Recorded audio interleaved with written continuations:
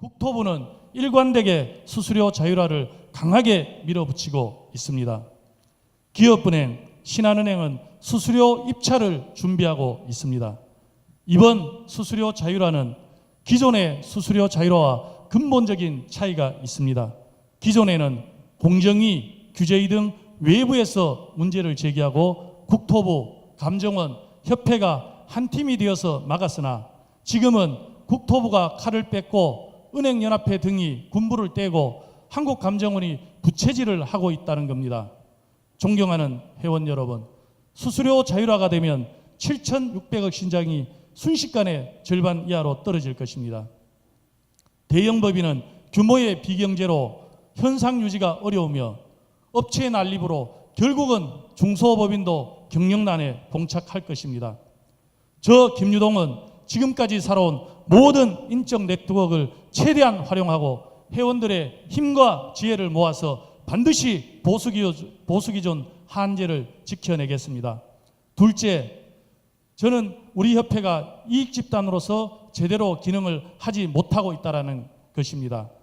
협회장 선거 때마다 7천억 시장을 1조로 확대하겠다고 공약합니다. 하지만 지난 7, 8년 동안 기본 수수료 외에 시장 확대 없었습니다. 당연합니다. 우리는 약 250개 감정평가가 규정된 법령으로 시장을 확대하고 방어해야 하기 때문입니다. 존경하는 회원 여러분, 우리 협회를 전면 개편하여 대국회, 국토부, 언론, 금융위, 금감원 출신 등 전문 인력을 확보하여 장기적인 근속체계를 반드시 만들겠습니다. 셋째, 빅데이터를 기반으로 한 AI 시대의 위기입니다. 감정원의 자동 가격 산정 모형과 대량 평가 모형 도입이 눈앞에 와 있습니다. 이제 AI 시대 아무도 막을 수 없습니다. 막을 수 없다면 선제적으로 대응을 해야 합니다. AI 시대 가장 취약한 시장은 담보시장입니다.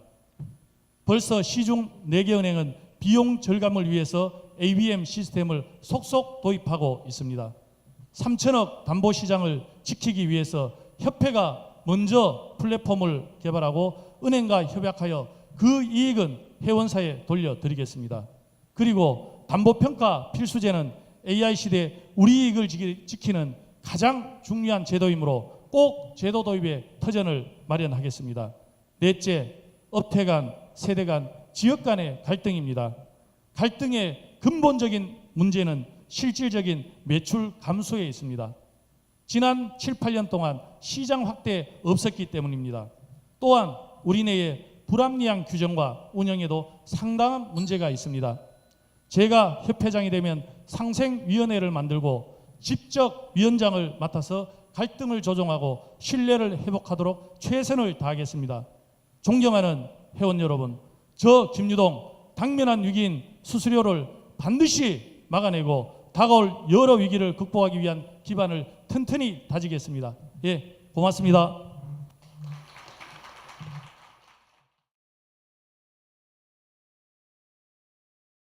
네, 김유동입니다.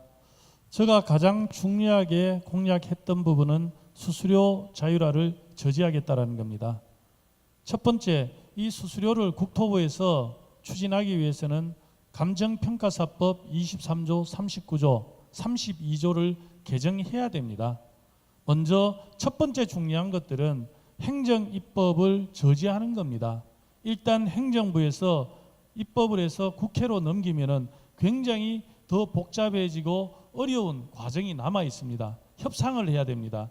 먼저 저는 입법부에서 이 법 개정이 되지 않도록 반드시 막아내겠습니다. 그리고 만약에 국회로 넘어오더라도 저 같은 경우는 국회 출신이고 현재 국토위가 상임위가 6월에 바뀌더라도 저 같은 경우는 아마 제가 전 현직 회장님들 보셨겠지만 원내 교섭단체 2개 단체는 아마 제가 거의 동문이거나 같이 학생운동, 노동운동 속에서 맺은 그런 인적 네트워크일 것입니다.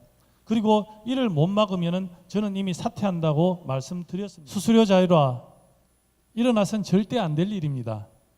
자, 수수료 자율화가 된다라는 것들은 결국 협회도 운영이 불가능하다라는 결과가 나올 겁니다. 왜냐하면 우리 협회 일반 예산이 2018년 기준으로 94억 원 정도 됩니다.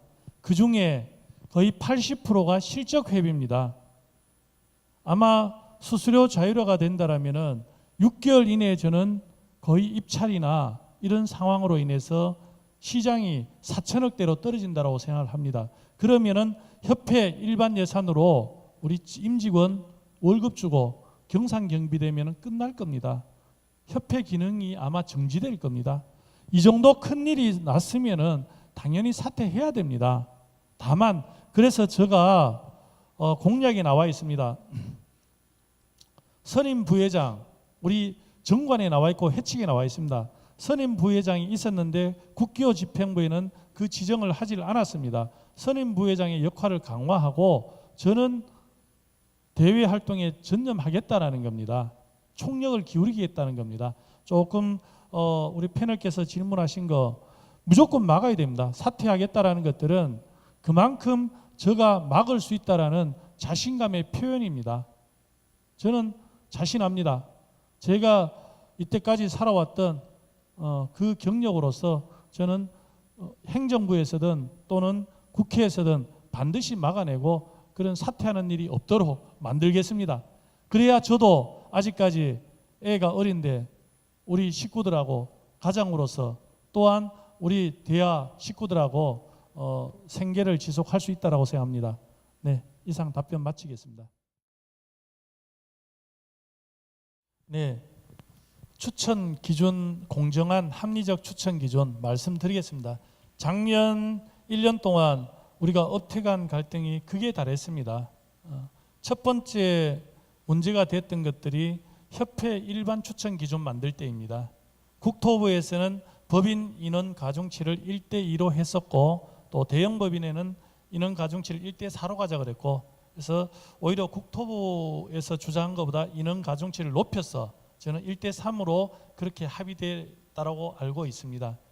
그 예가 있듯이 저는 나름대로 굉장히 합리적이고 상식적인 법인과 인원 가중치 속에서 기합의된 것과 그 다음에는 그 예에 비춰서 다른 규정도 만약에 상식에 비춰서 불합리하다라면은 기합의된 추천 기준에 준해서 토론이 필요하다고 봅니다. 그 다음에 협회 추천 물량의 확대, 지금 우리가 세계 실링이 돌아가고 있습니다. 총 한 310억 정도 협회 추천이 되고 있습니다. 이 부분 제가 2배 확대하겠다라고 했습니다. 사실상 협회 추천 물량을 늘려나가는 것들은 시도 추천에 지금 협약 안 된 데들 늘려나가는 거 있고 지혜하고 또 갈등이 좀 있을 수 있습니다. 또한 저는 농어촌공사, 국방시설본부 이 부분은 아마 기존 현 협회 집행부도 상당 부분 추진을 하고 있는 걸로 압니다. 이 부분 조속히 좀 마무리 짓겠습니다. 그 다음에 LH라든지 기타 공사, 공단 이런 부분에 있어서 먼저 협회 추천분을 늘려나가는 것들이 우리 업계 내에 영업 갈등을 좀 최소화하는 길이 아닌가 이렇게 생각하고 있습니다. 네, 추천 기준에 이렇게 답변 마치겠습니다. 대화감정평가법인의 이진희 평가단님, 현재 협회가 당면한 최대 과제가 무엇이라고 생각하십니까? 우리 협회에 참 많은 과제가 있습니다. 이런저런 과제가 있지만 저는 여전히 최대의 문제는 수수료 문제라고 생각합니다. 이 부분 제가 출마한 가장 큰 이유입니다. 예, 짧게 답변 마치겠습니다. 제가 바라보는 우리 업계 최대 현안은 첫 번째는 업계 통합입니다. 가장 시급한 문제 수수료 문제 맞죠. 국토부가 자기들이 편리할 때 늘 끄집어내는 게 저는 수수료 아닌가 하는 생각도 해요. 그런데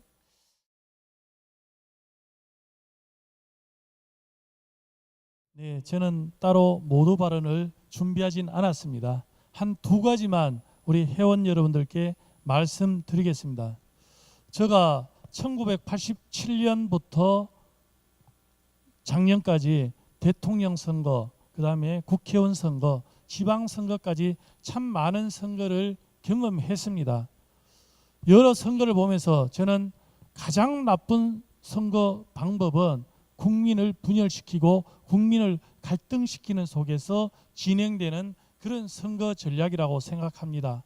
저는 최근 몇 번의 협회장 선거가 우리의 힘을 단결시키기보다는 분열시키는 과정이었다고 생각합니다. 그리고 그 결과는 당선 이후에도 우리 현안 해결에도 별로 도움이 되지 않았습니다. 저는 이번 협회장 선거는 통합의 과정이었으면 좋겠습니다. 저 김유동, 제가 만약 당선이 되지 않더라도 저는 두 후보님을 도울 겁니다. 수수료 자율화, 이는 경쟁의 영역이 아닙니다. 이것은 생존의 문제입니다. 저 김유동 반드시 수수료 자율화 막아내고 우리 협회가 이익 집단으로서 거듭나는데 반드시 초석을 마련하겠습니다. 또한 우리 여기 계신 핵심 우리 회원님들, 선거운동원님들께 좀 당부드리겠습니다. 후보님들은 네거티브 하지 않습니다. 우리 운동원님들도 우리 회원들 통합과 이 선거 과정이 하나의 축제가 되도록 많이 도와주시기 바랍니다. 고맙습니다.